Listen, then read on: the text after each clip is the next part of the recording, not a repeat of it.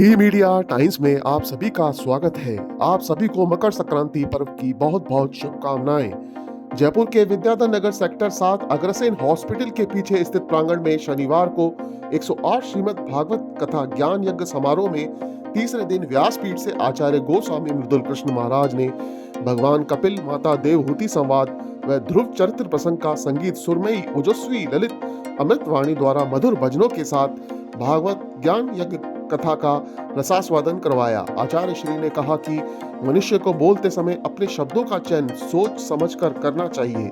उन्होंने कहा कि वाणी में प्रेम व जीवन में संयम जरूरी है। हम आपको बता दें कि भागवत कथा 12 जनवरी से 18 जनवरी तक रोजाना दोपहर 2 बजे से शाम 6 बजे तक विद्याधर नगर सेक्टर 7 अग्रसेन हॉस्पिटल के पीछे स्थित प्रांगण में हो रही है।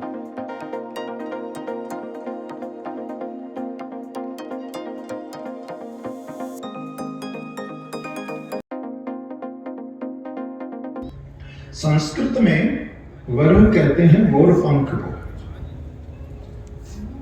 जिनके माथे पर मोर मुकुट है वरुण। क्यों? अरे कोई अन्य पक्षी का भी तो पंख धारण कर सकते थे ना, क्योंकि मोर पक्षी भी संयमी है। इस मोर मुकुट का दर्शन करके ऐसा लगता है कि भगवान क्या संयमी व्यक्ति को इतना सम्मान देते हैं। क्योंकि ध्यान देना, आज व्यक्ति के जीवन में रोग क्यों है?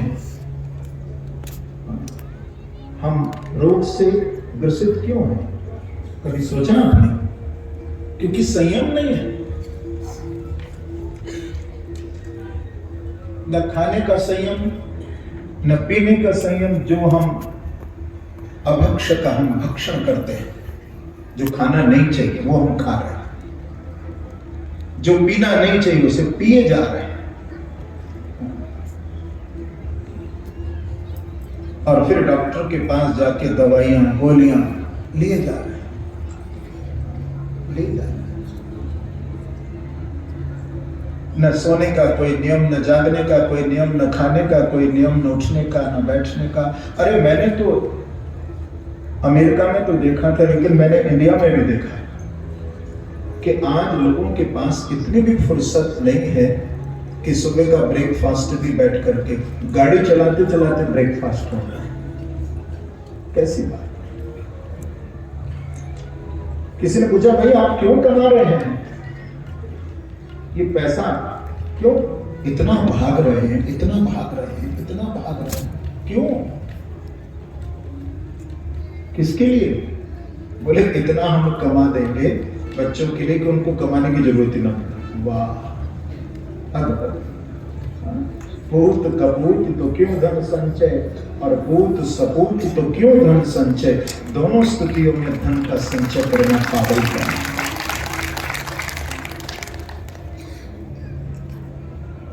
इस पागलपन से उठो,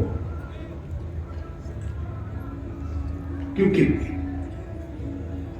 परीक्षित महाराज कह रहे हैं कि अथ पृच्छामि संसिद्धि योगिनां परमं गुरुं पुरुषस्य यत्कार्यं म्रियमाणस्य सर्वथा। म्रियमाणस्य किं कर्तव्यम? क्योंकि हम सब जितने इंसान हैं भैया सब मरने वाले ही हैं, जन्मे ही मरने के लिए।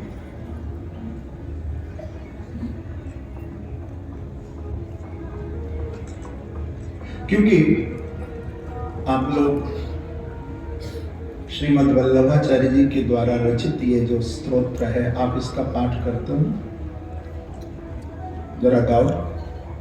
करारविंदे न पदारविंदम, करारविंदे दीनवेशयन्तु, करारविंदे न पदारविंदम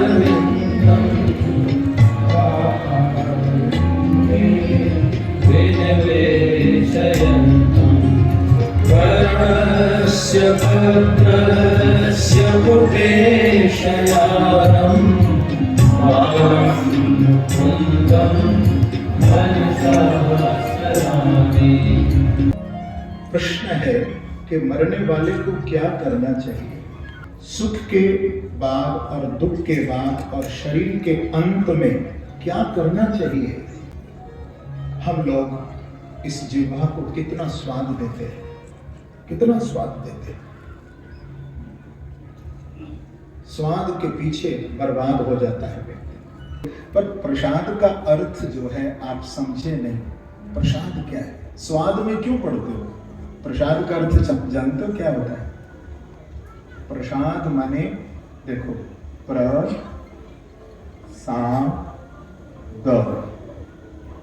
प्रसाद।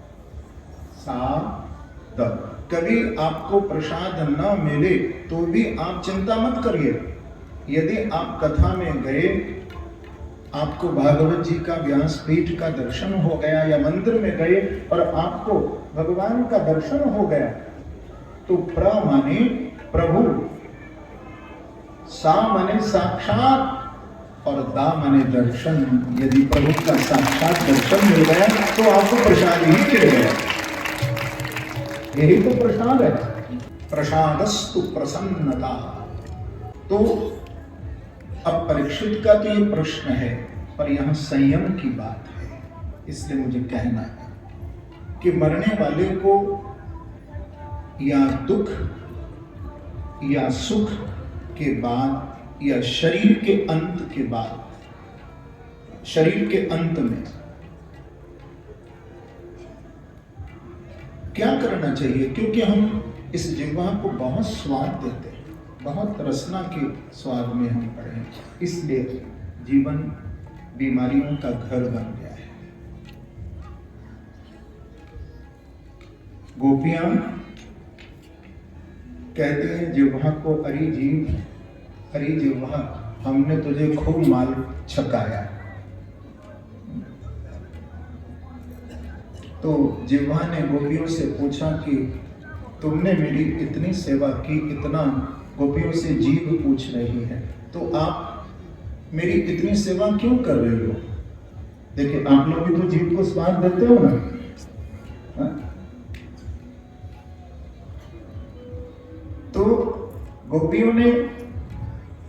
गोपियों से जिह्वा ने पूछा कि तुम इतना मुझे माखन, मिश्री, भोग लगा लगा के खूब चख रही हो, खूब तुम स्वाद ले रही हो, क्यों?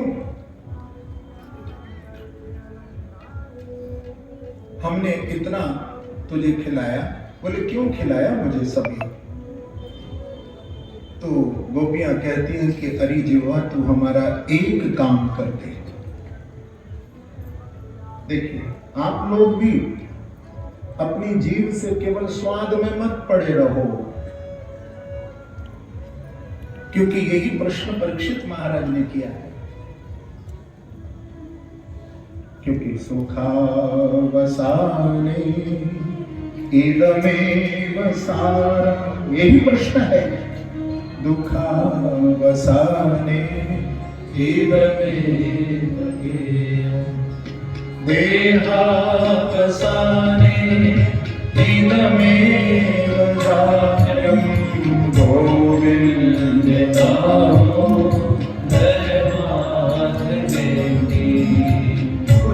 पूछ रही है कि तुम इतना मुझे क्यों स्वाद दे रही हो, क्यों इतना स्वाद दे रही हो? तो कहती है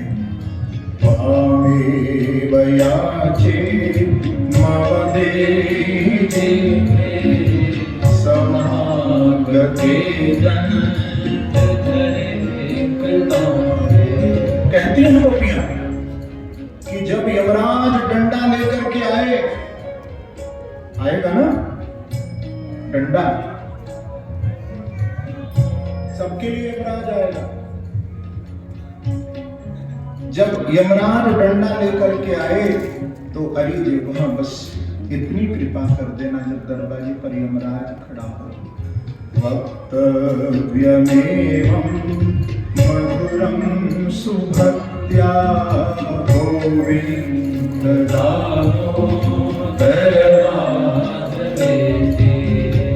कहते हैं कि इसलिए हम तुझे स्वाद दे रही हैं, जब अंत समय हमारा आए तो हमारे जिह्वा पर केवल इतना ही, गोविंद दामो धर्माधव, गोविंद दामो धर्माधव। तो संयम जरूरी है। इसलिए भगवान ने विचार किया कि मोर पक्षी बहुत संयमी होता है। भगवान कहते हैं जिस व्यक्ति के जीवन में संयम हो उस व्यक्ति को मैं अपने चरणों में नहीं बैठाता हूं, उस व्यक्ति को तो अपने सिर पर बैठाता हूं।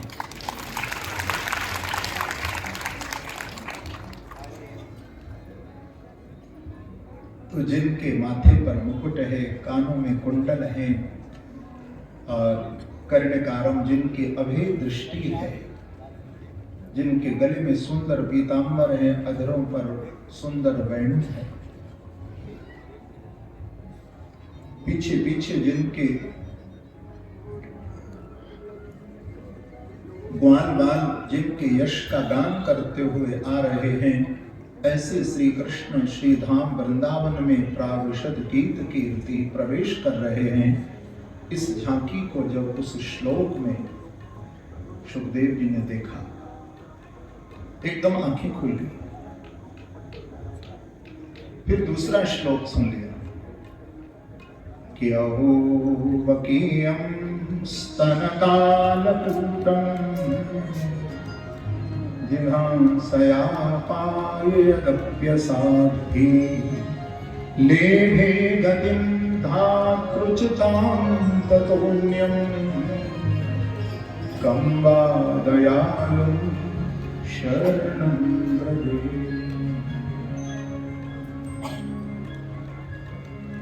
कभी व्यक्ति बहुत सुंदर होता है, ध्यान दीजिए, लेकिन उसके काम सुंदर नहीं होते। हमारे कृष्ण सुंदर भी बहुत, कृष्ण के बराबर कौन सुंदर हो सकता,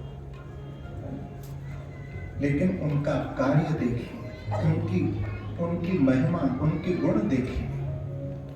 अहोवकीयम, ये दूसरा श्लोक भगवान की कृपा से भरा हुआ जब सुखदेव जी ने उन शिष्यों के मुख से सुना तो सुखदेव जी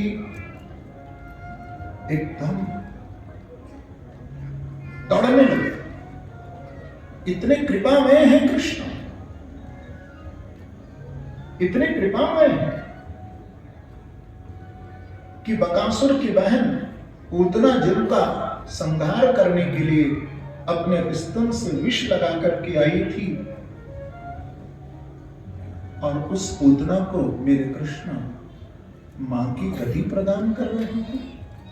उनकी करुणा, उनकी कृपा तो देखो, हिंसा लेकर के आ रहा है, उसको भी मेरे गोपाल मां कह करके पुकार रहे हैं, मां कह रहे हैं। इनकी बराबर कौन दयालु हो सकता है, इनकी बराबर कौन कृपा में हो सकता है, जिनका रूप सुंदर है, जिनकी कृपा कितनी सुंदर है। एकदम समाधि खुल गई और सुखदेव जी दौड़ करके अपने पिता के पास आए और आकर के पिता वेदव्यास के चरणों में प्रणाम करके कहा कि पिताजी मुझे भागवत का ज्ञान दीजिए। वही सुखदेव जी महाराज के चरणों में परीक्षित बैठे हैं और कहते हैं म्रियमाणस्य किम कर्तव्य। तो सुखदेव जी कहते हैं कि वरीयानेश हे प्रश्न कृतो लोकहितं आविद संपतं शाम श्रोतव्यादिषु यत्परः। देखिए भागवत कृष्ण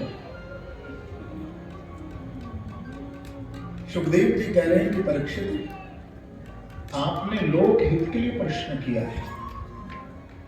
आपने ये तो मेरे से पूछा कि म्रियमाण पुरुष को क्या करना चाहिए, परंतु ये नहीं आपने बताया, ये नहीं कहा कि अब तक तुमने क्या किया जीवन में, हम लोग ये तो कहते हैं कि भाई मरने वाले को क्या करना चाहिए, पर तुमने ये मुझे नहीं बताया कि अब तक तुमने किया क्या। निद्रया ह्रियते नक्तम व्यवायेन च बावया दिवाचार्थे हया राजन कुटुंब भरणे नवा। बस इसमें ही तो निकल गया सब कुछ समय। रात्रि सो करके निकाल दी, स्त्री संग में, पति संग में, भोगों में। दिन हमारा केवल संसार के कार्यों में। अब तीसरा समय कहां से तुम प्रभु की लाओगे? इस 24 घंटे में ही हमें प्रभु के लिए भी टाइम निकालना पड़ेगा। परीक्षित, आप देख नहीं रहे हैं, सामने से पत्नी चली गई, पति चला गया, जवान पुत्र चला जाता है, भाई बंधु निकल रहे हैं। और कितना बड़ा आश्चर्य है कि पश्चिम नबीन पश्यति, सामने से हम अपने आंखों के जाते हुए देख रहे हैं संसार में, और फिर भी अपने आप को हम ये समझे बैठे कि हमारी कभी मृत्यु नहीं होगी। कैसा आश्चर्य।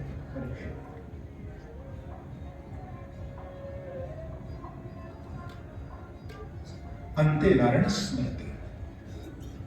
जीवन व्यक्ति को ऐसा बनाना चाहिए, अपना कर्तव्य कर्म करते हुए अंत में इस जिह्वा से गोविंद दामोदर।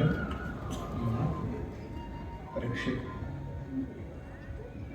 मैंने अपने पिता से जो श्रीमद् भागवत का ज्ञान प्राप्त किया है, क्योंकि भागवत पंचम वेद है और तुम्हारी मति भगवान कृष्ण में सती हो चुकी है, इसलिए मैं तुम्हें श्रीमद् भागवत की कथा सुनाऊंगा।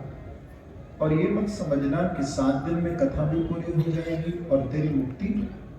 तो मुक्ति के संबंध में सुखदेव जी ने भागवत में देखिए एक राजा खट्वांग की कथा सुना करके भगवान की कथा और भगवान के सत्संग की महिमा कही। राजन, आपने जो प्रश्न किया कि म्रियमाण पुरुष को क्या करना चाहिए, ऐसे व्यक्ति को किसी पुण्य तीर्थ का सेवन करना चाहिए। और भगवान के ये 2 स्वरूप हैं, एक है स्थूल और दूसरा है सूक्ष्म। स्थूल ये जगत, जितासनो जितश्वासो जितसंगो जितेन्द्रिय स्थूले भगवतो रूपे मनः संधारयेद्य। फिर भगवान के मन की एकाग्रता के लिए सूक्ष्म स्वरूप का वर्णन किया। जो भक्त अपने हृदय में हृदयस्थ भगवान का ध्यान करते हैं।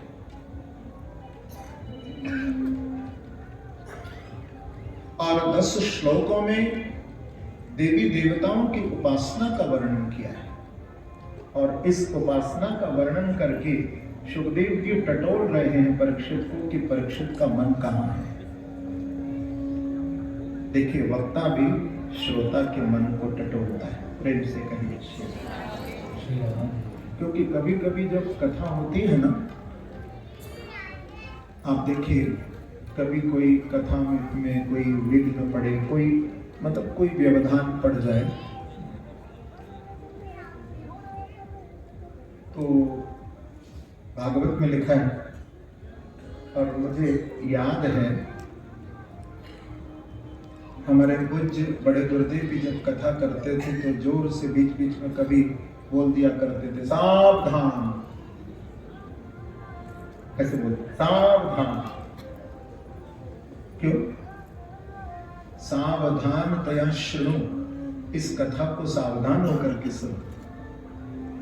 सावधान, क्योंकि कभी जब व्यवधान कोई कथा में पड़ जाता है तो श्रोता का तो केवल मन ही हिलता है, लेकिन वक्ता का दिल हिल जाता है। राधे राधे तेरे कष्ट सभी मिट जाएंगे, तेरे कष्ट सभी